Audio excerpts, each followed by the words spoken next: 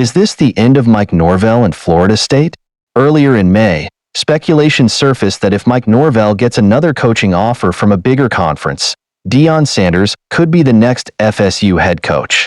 But the offer may have to wait as the Seminoles are getting stomped this season in a mess that even Deion Sanders, who took the reins of a 1-11 program, cannot fix. Unlike Colorado, where there is a star QB in Shedeur Sanders, FSU is struggling with QB authority, a problem Deion Sanders never faced as his QB had always been his son. This, in addition to the other holes in FSU, has pushed one ESPN analyst to rate the Seminoles' situation as panic. Elle and Gary came together to discuss Florida State's sad plight in a new ESPN on YouTube on September 17th. In connection with speculations about Deion Sanders' potential hop to FSU after this season in Colorado, Elle took a dig at both Mike Norvell's program and Deion Sanders, saying, "Florida State has so many more problems than I think Deion can ever solve."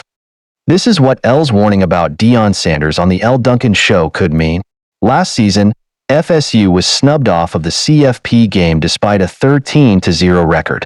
But this season has gone downhill as they get ready for Week 4 with a 0-3 record so far.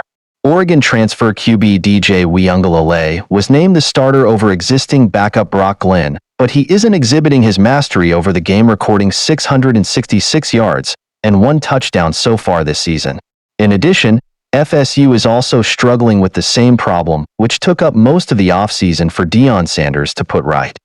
Let this statement from July by former ESPN insider Phil Steele sink in. Last year, FSU has 206 career starts back on the O-line and won a perfect 13-0, winning the ACC. This year, they have 187 career starts, and Coach Norvell told me that this could be his best O-line ever, as it is the deepest they have been. Sadly, their performance is speaking otherwise.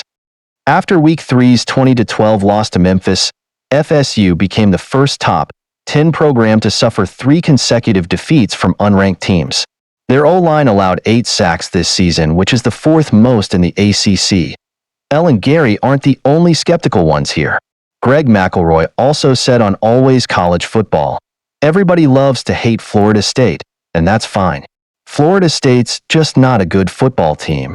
While the possibility is unlikely about Deion Sanders coming to FSU, could he be able to turn this mess around, which already has Mike Norvell in a hot seat?